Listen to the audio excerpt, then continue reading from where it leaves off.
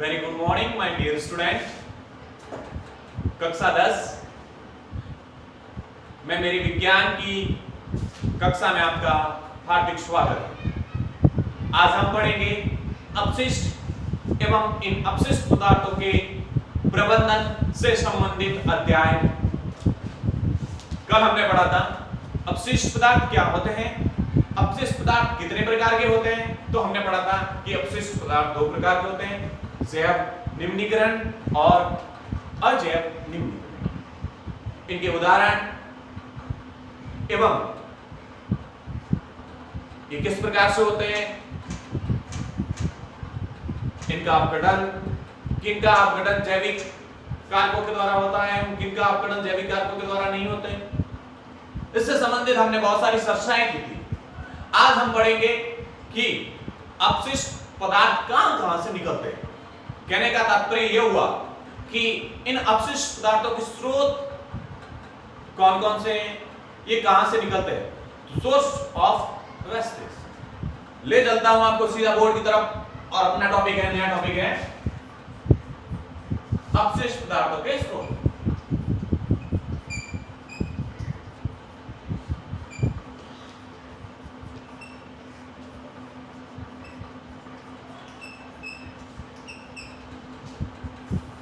सबसे पहले मैं थोड़ा सा ज्ञान करवा लेता हूं आपको कि अपशिष्ट पदार्थों के स्रोत क्या होते हैं। तो जैसा कि मैं आपको लिखने के बाद में समझाऊं तो पहले लिख लेता हूं, आपके नोट बनाने की सुविधा रहेगी। नोट्स बनाना सुविधाजनक हो, इसके लिए मैं सबसे पहले आपको लिखवा रहा हूं। तो हो सके तो मेरे साथ साथ में आप भी बोर्ड का काम है अपने देखते हो, वीडियो देखते हुए कर सकते हो। तो अपशिष्ट पदार्थों के स्रोत क्या होते हैं, तो वे स्थान जहां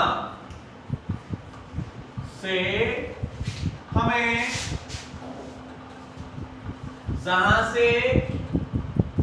जैव निम्नीकरण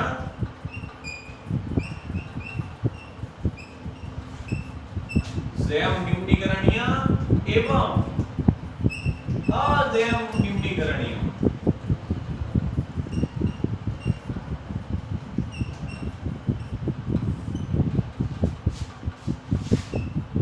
अपशिष्ट पदार्थ का निष्कासन होता है, वे स्थान अपशिष्ट पदार्थों के स्रोत कहलाते हैं।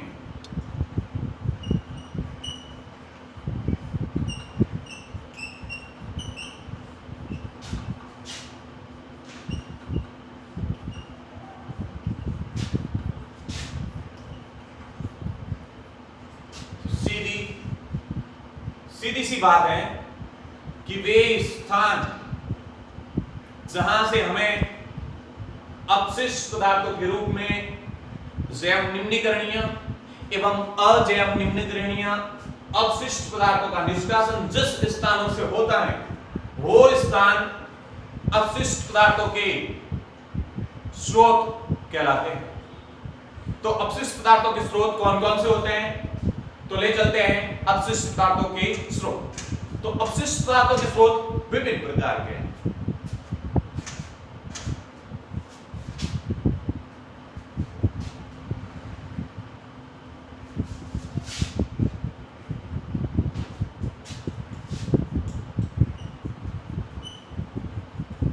अपशिष्ट पदार्थों के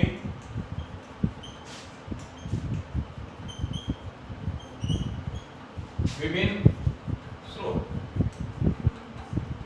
पहला स्रोत है घरेलू।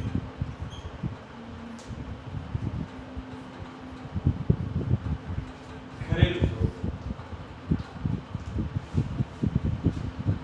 तो मेरे प्यारे बच्चों, आप सब जानते हैं कि आपके घरों में रोजाना विभिन्न प्रकार का जैव निम्नीकरणीय एवं अजैव निम्नीकरणीय कचरा जो अपशिष्ट पदार्थ कहलाता है वो रोजाना निकलते हैं। जब आपके घरों में कचरा निकाला जाता है तो कचरे में विभिन्न प्रकार के, जैसे प्लास्टिक की थैलियां हैं, सब्जियों के छिलके हैं, फलों के छिलके हैं, पुराने रद्दी कागज हैं, पुराने रद्दी अखबार है, पुरानी रद्दी किताबें हैं, गत्ते हैं, विभिन्न प्रकार के प्लास्टिक की सामान है, रबड़ के सामान है, धातुओं की वस्तुएं हैं, जैसे टेबल फर्नीचर वगैरह, जो टूटे हुए फर्नीचर वगैरह हैं, लकड़ियां हैं, टूटा हुआ ऐसा फर्नीचर वाला लकड़ियों वाला सामान है, टूटा हुआ आपका लोहे की बनी वस्तुओं का जो सामान है, जैसे आपके घरों का निर्माण होता है तो टूटा हुआ घरेलू सामान है, ऐसा बहुत सारा जो कचरा है वो आपके घरों से रोजाना निकलता है। और हम जानते हैं कि एक गांव में लगभग, छोटे से गांव में 1000 गांव होते हैं, उसी प्रकार हमारे जिले में कितने गांव होते होंगे, इन जिले में कितने घर होते होंगे, राज्य में कितने घर होते होंगे, देश में घर कितने होते होंगे। तो रोजाना इतने घरों से जब कचरा बाहर निकलता है तो आप मान लीजिए कितने टनों कचरा बाहर निकलता है। तो घरों से या घरेलू कचरा जो होता है, घरेलू अपशिष्ट होता है, घर एक ऐसा स्रोत है जहां से रोजाना अपशिष्ट पदार्थ निकलता है। और यही अपशिष्ट पदार्थ आप जानते हैं हम कहां डालते हैं, या तो खुले में डाल देते हैं, या कोई समझदार इंसान होता है, कोई समझदार फैमिली होती है, कोई समझदार परिवार होता है, वो या बड़े शहरों में जहां सुविधा होती है किसकी, वेरी गुड, कूड़ेदानों की, तो हम सीधे कूड़े में डाल देते हैं। लेकिन रोजाना ऐसे ही फेंक दिया जाता है तो कूड़ा करकट जो ये अपशिष्ट पदार्थ है ढेर लग जाता है, और उसके निष्पादन की, उसको ठिकाने लगाने की रोजाना की समस्या पैदा हो जाती है। तो आइए सबसे सीधे बढ़ते हैं घरेलू।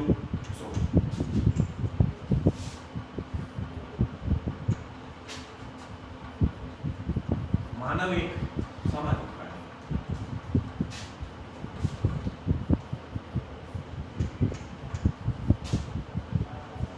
और वह घर में निवास करता है।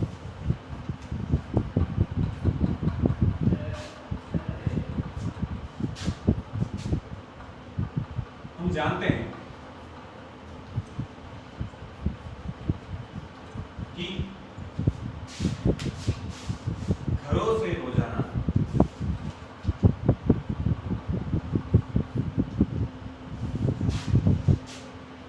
अपशिष्ट पदार्थ के रूप में फल, सब्जियों के छिलके,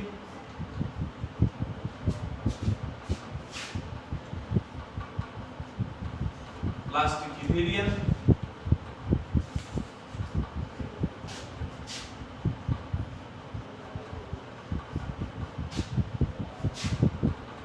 पुराने गत्ते, पुराने कपड़े,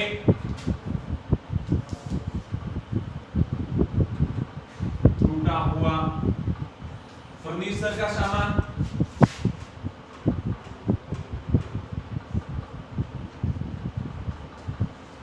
आदि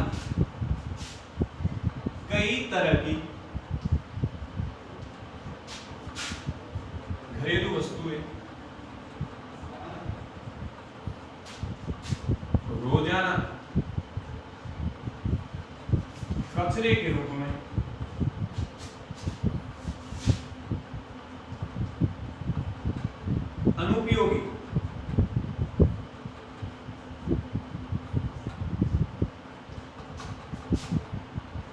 अनुपयोगी होकर अपशिष्ट का निर्माण करते हैं।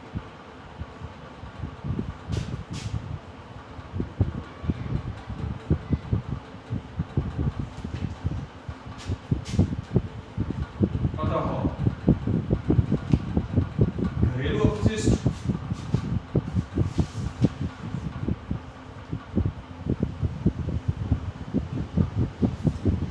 एक बहुत बड़ा अपशिष्ट का स्रोत है।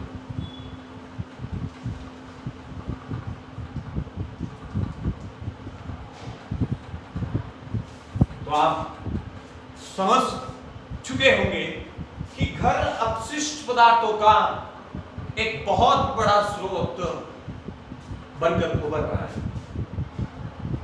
रोजमर्रा की चीजें, घरेलू फर्नीचर, शाक सब्जियों, फल फ्रूट का सामान एवं ऐसे बहुत सारे अनगिनत सामान हैं, वस्तुएं हैं जो घरों से अपशिष्ट पदार्थों के रूप में निकलती हैं।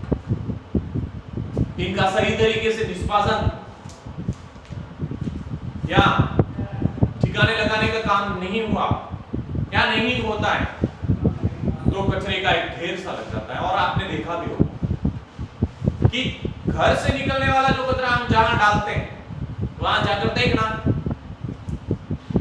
यदि आपने घरेलू कचरे को सही तरीके से प्रबंधित किया है तब तो ठीक है, नहीं तो एक ढेर लग जाता है। अब आगे बढ़ते हैं अपशिष्ट पदार्थों के अगले स्रोत में।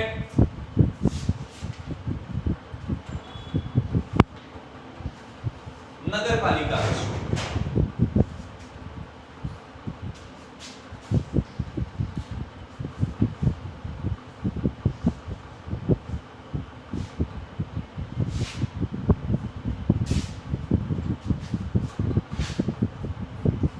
दूसरा जो स्रोत है वो है नगर पालिका।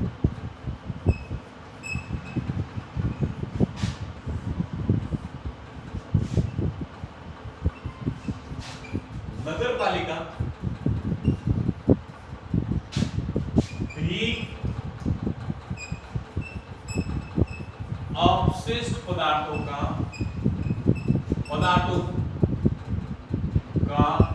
एक मुख्य स्रोत है।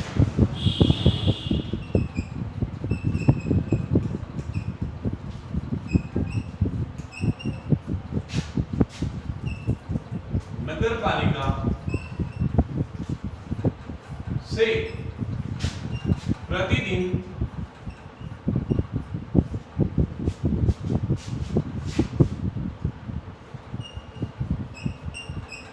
विभिन्न प्रकार का कचरा या अपशिष्ट पदार्थ निष्कासित होता है।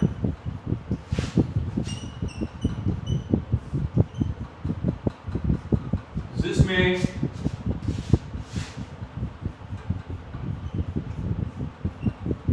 मरे हुए जीव जंतुओं के शरीर,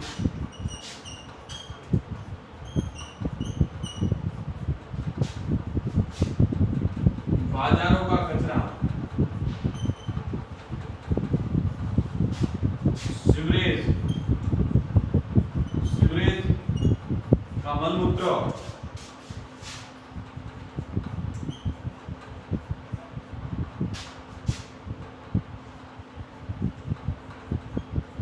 निर्माण संबंधी कचरा आदि विभिन्न प्रकार का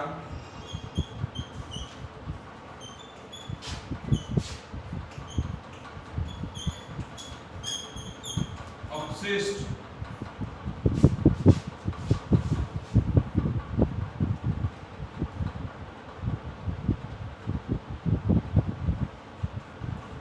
नगर पालिका से निकलता है।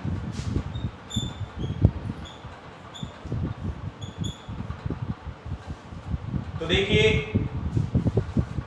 जब किसी कस्बे की जनसंख्या 10,000 से 10,000 लोगों से ऊपर चली जाती है तो वह गांव या वह कस्बा नगर पालिका घोषित कर नगर पालिका बन जाती। तो नगर पालिका एक बहुत बड़ा क्षेत्र है अपशिष्ट पदार्थों के निष्कासन का, और रोजाना की भांति या प्रतिदिन नगर पालिका से विभिन्न प्रकार का जो कचरा है वो नगर पालिका से निकलता है।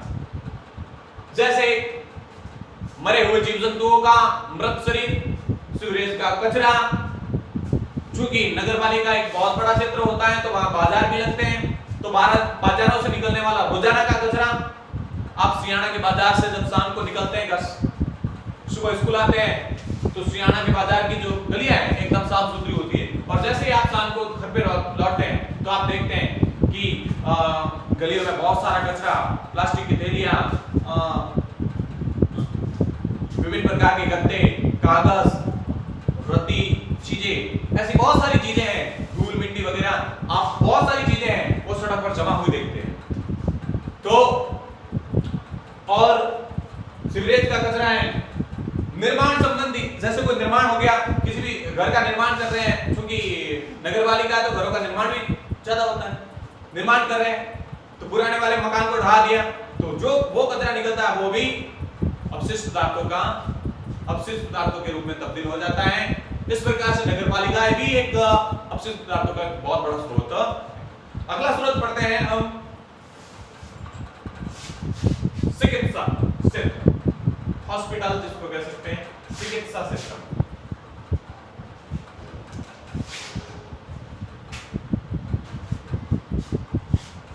तीसरा जो महत्वपूर्ण स्रोत है वो है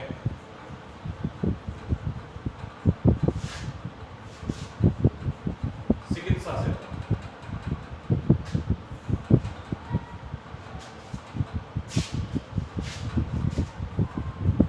इस क्षेत्र से विभिन्न प्रकार की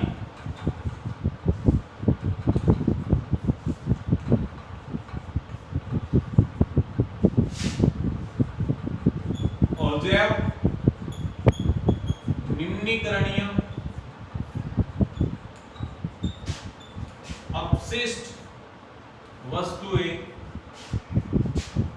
निष्कासित होती है।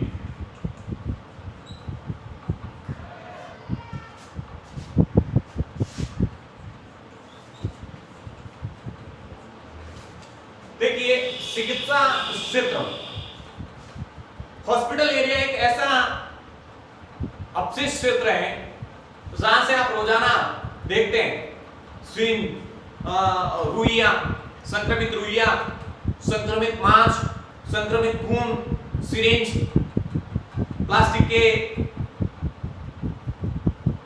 की थैलियां, प्लास्टिक की बोतलें, कांच की बोतलें, कांच की दवाइयों की बोतलें, ऑपरेशन संबंधी ग्लव्स एवं ऐसी बहुत सारी चीजें हैं जो हॉस्पिटलों से हमें निष्कासित होती हैं।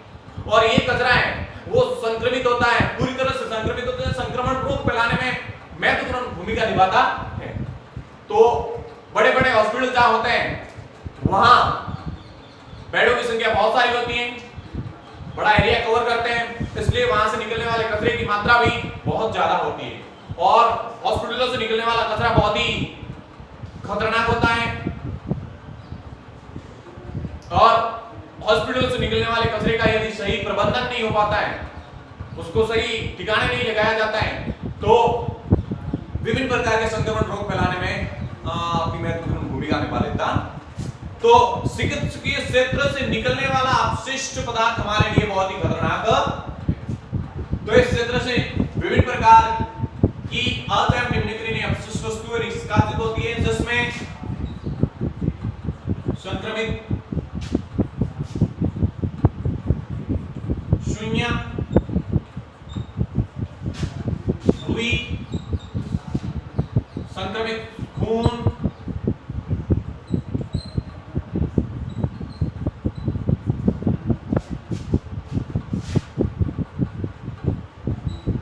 प्लास्टिक के डिब्बे, कांच की बोतल,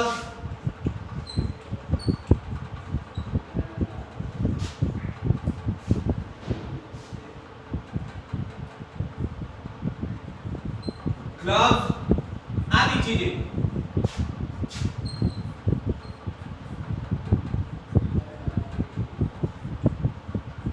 बहुतायत मात्रा में चिकित्सा क्षेत्रों से निकलती है और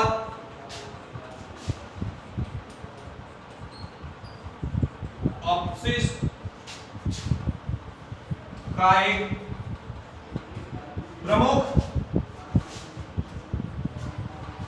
स्रोत बन जाती। तो ये था अपशिष्ट पदार्थों के स्रोतों में तीसरे नंबर पे जो है वो है चिकित्सा स्रोत। अब जो आगे बढ़ते हैं वो आता है उद्योग एवं व्यवसाय।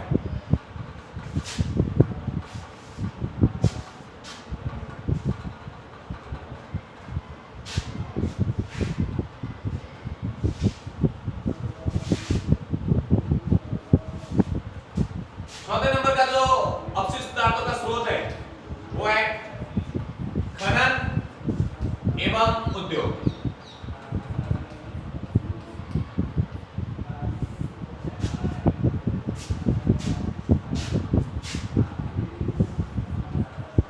उद्योग क्षेत्र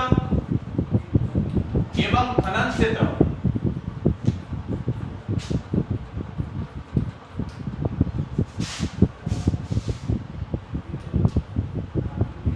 अपशिष्ट पदार्थों के प्रमुख स्रोत बनकर हमारे सामने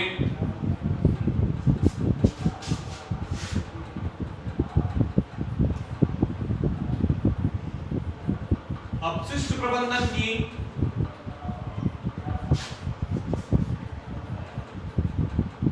प्रमुख समस्या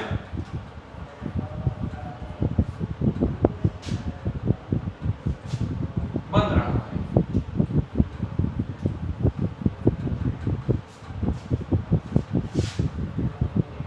खनन एवं उद्योग क्षेत्रों से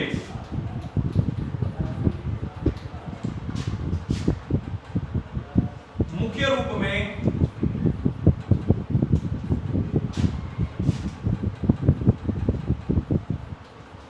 विभिन्न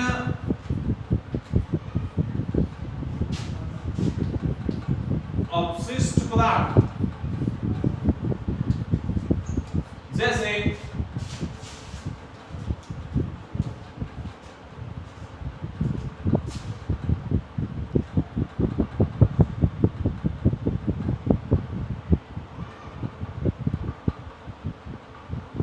रासायनिक पदार्थ, कुछ विषैले पदार्थ, तेलीय पदार्थ, क्षारीय पदार्थ,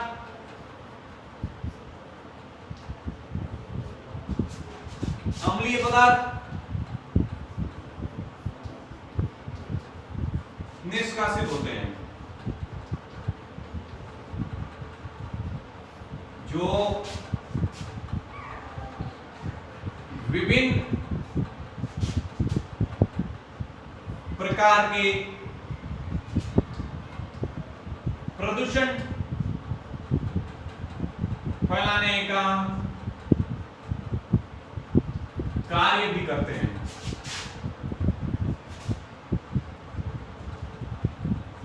तो ये था खनन एवं उद्योग क्षेत्र से निकलने वाला अपशिष्ट। आपने देखा भी होगा कि उद्योग धंधे एवं खनन क्षेत्रों से विभिन्न प्रकार का रासायनिक एवं विभिन्न प्रकार का जहरीला, क्षारीय, तेलीय रूप में, अम्लीय रूप में जो कचरा निकलता है वो विभिन्न प्रकार के पर्यावरणीय प्रदूषण को फैलाने में, वायु प्रदूषण को फैलाने में। और आपने देखा होगा और सुना होगा कि यमुना नदी के किनारे जो फैक्ट्रियां लगी हुई है, इन यमुना नदी और गंगा नदी के पास में आगरा में जो फैक्ट्रियां लगी हुई है उनसे निकलने वाला जहरीला जो अपशिष्ट पदार्थ है सीधा बड़े बड़े नालों से, गंदे नालों से होता हुआ गंगा नदी और यमुना नदी में बह रहा है। और ये जो चीजें हैं फैक्ट्रियों से निकलने वाली रासायनिक चीजें वो सीधे नदियों में बहाई जाती है, झीलों में बहाई जाती है, जिससे जल प्रदूषित होता है। साथ साथ में इस जल में रहने वाले जलीय जीव जंतु भी मारे जाते हैं। तो हमारे सामने एक प्रमुख समस्या बन गई है उद्योग धंधों से निकलने वाला एवं खनन क्षेत्रों से निकलने वाला कचरा। क्यों? क्योंकि हमारे पास में ऐसे प्रबंधन नहीं है, ऐसी व्यवस्था नहीं है इनको ठिकाने लगाने की, इनको प्रबंधित करने की, इनको मैनेजमेंट पाओगे। अभी ये मैनेजमेंट कोई छोटी मोटी चीजें तो है नहीं। हमारी जिस क्षेत्र में उद्योग धंधे हैं वहां की सरकारें उद्योग धंधों से संबंधित कोई ऐसी नीतियां निर्माण करनी, जैसे कानून बनाना चाहिए कि आपको कितना और किस प्रकार का कचरा फैक्ट्री से निकलना चाहिए और कचरे का प्रबंधन कौन करेगा, सरकार करेगा, फैक्ट्री का मालिक करेगा। इस तरह का प्रबंधन नहीं हो पाता है, हम जागरूक नहीं हो पाते हमारे देश के लिए। पर्यावरण से संबंधित पर्यावरण की सुरक्षा कौन करेगा? यदि एक दिन पर्यावरण खराब हो गया, पर्यावरण प्रदूषित हो गया तो हमारा जीना खराब हो जाएगा। हमारे जीवन का मूल मंत्र है जो जल के बिना हम जीवन अधूरा है। जल के बिना हम जीवन की कल्पना नहीं कर सकते, जल के बिना हम जी नहीं सकते। तो यदि वो प्रदूषित हो गया इन फैक्ट्रियों के कारण, उद्योग धंधों के कारण, तो एक दिन हमारा जीवन समाप्त हो जाएगा। तो कहने का तात्पर्य हुआ कि कचरे के प्रबंधन के लिए विभिन्न प्रकार की ठोस नीतियां बननी चाहिए, ठोस कानून बनने जरूरी है, तब जाकर के कचरा है जो प्रबंधित होगा। अब लास्ट हमारा टॉपिक जो बचा है वो है कृषि क्षेत्र से निकलने वाला अपशिष्ट।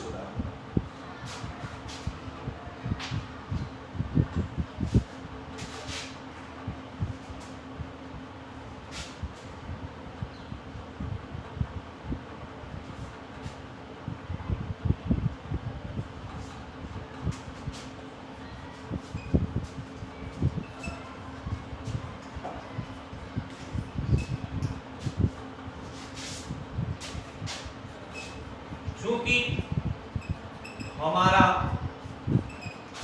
भारत देश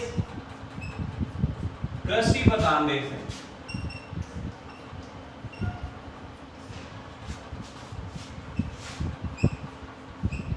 अतः यहां कृषि क्षेत्रों से प्रतिवर्ष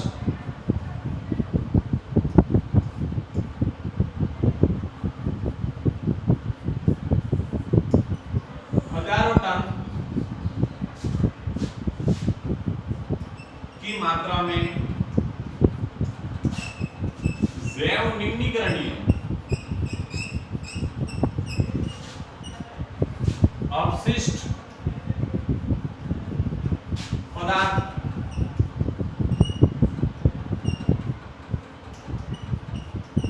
निष्कासित होता है। जैसे फसलों का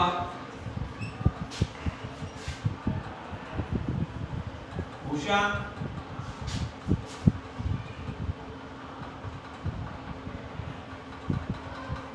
खरपतवार,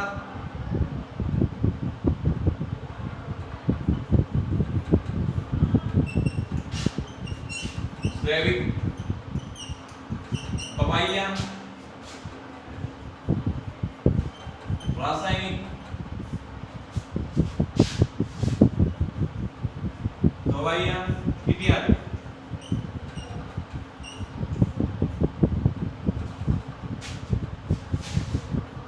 अतः कृषि क्षेत्र भी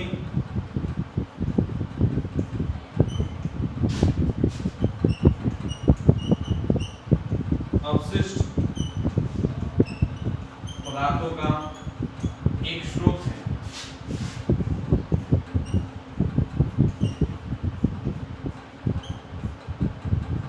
देखिए, हम जानते हैं कि हमारा भारत देश है वो किसान प्रधान देश है, किसानों का देश है और यह कृषि प्रधान देश है। हमारा देश कृषि प्रधान देश है और यहाँ की अर्थव्यवस्था संपूर्ण रूप से यहाँ की अर्थव्यवस्था है वो कृषि क्षेत्र के कृषि कार्यों पर निर्धारित या कृषि कार्यों पर निर्भर करती है।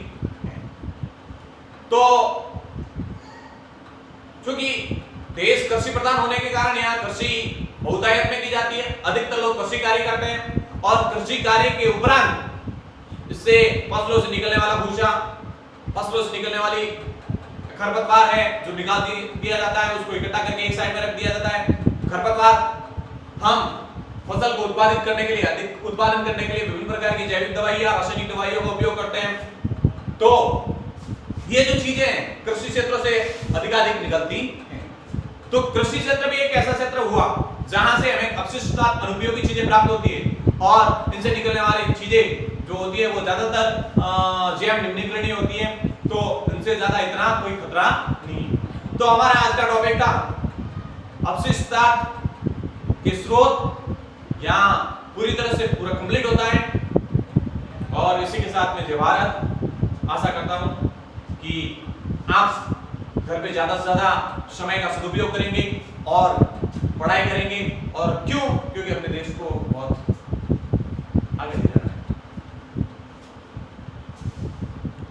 हुकुम